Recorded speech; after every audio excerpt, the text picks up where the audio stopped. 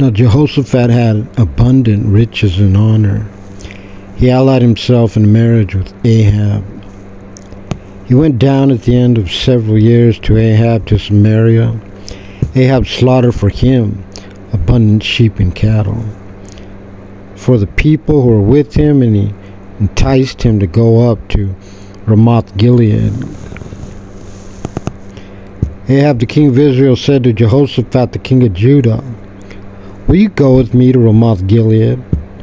And he said to him, "Like me, like you, like your people are my people, and they will go up with you in battle."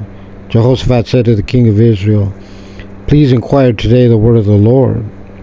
King of Israel gathered the prophets, 400 men, and he said to them, "Shall we go to Ramoth Gilead, or shall I refrain?"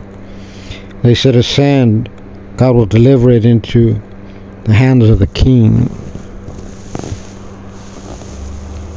Jehoshaphat said, "Is there no other prophet of the Lord here from whom we may inquire?" The king of Israel said to Jehoshaphat, "There is one more man from whom to inquire the word of the Lord, but I hate him, for he does not prophesy good about me, but always bad. He is Micaiah, the son of Imlah." Jehoshaphat said, "The king should not say that." King of Israel summoned one eunuch and said, "Bring Micaiah, the son of Imlah, at once." Now the king of Israel and Jehoshaphat king of Judah were seated each on his throne, dressed in their attire and seated in a threshing floor at the entrance of the gate of Samaria. And all the prophets were prophesying before them. And Zedekiah the son of Chenaanah made himself iron horns, and he said, "So said the Lord, with these you shall gore Aram until you destroy them completely." And all the prophets were prophesying likewise, saying, "Go up to Ramoth Gilead, and triumph, and the Lord will deliver it into the king's hand."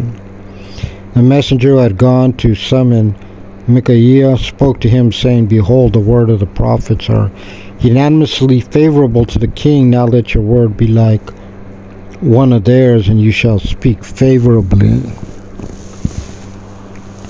Micaiah said, "As the Lord lives, whatever my God will say, that I will speak." And he came to the king, and the king said to him, Micaiah, shall we go to Ramoth Gilead to war, or shall I refrain?" And he said, "Go up and triumph, and may they be delivered into your hand." And the king said to him, "How many times must I adjure you that you shall not speak to me, but truth in the name of the Lord?" And he said, "I saw all the Israelites scattered over the mountains like sheep who have no shepherd." And the Lord said, "These have no master. Let them return each one to his house in peace."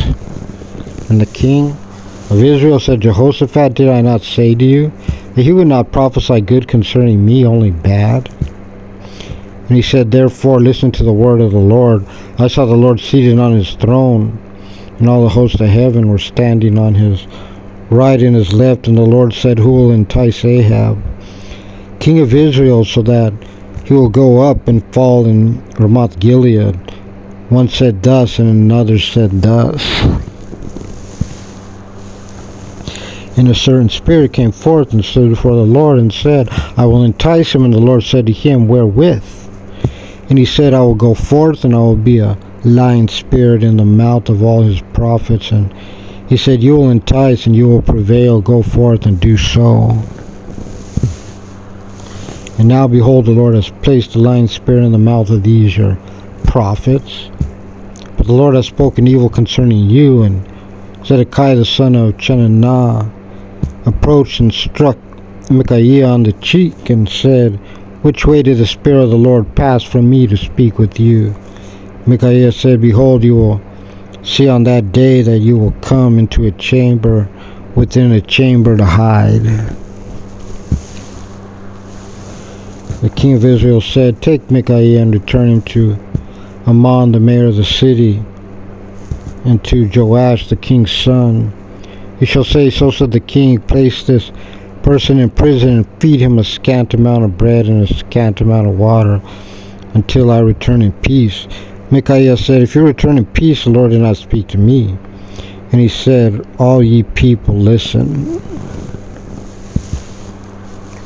King of Israel and Jehoshaphat, the king of Judah, went up to Ramoth Gilead, and the king of Israel said, Jehoshaphat, I will disguise myself and go into battle, but you may wear your royal garb.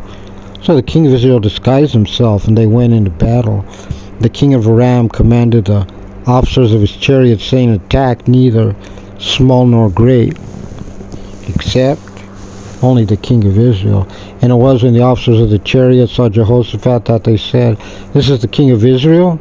They turned upon him to attack him, and Jehoshaphat cried out, and the Lord helped him, and God enticed them away from him. And it was when the officers of the chariots saw that he was not the king of Israel that they turned back from going after him.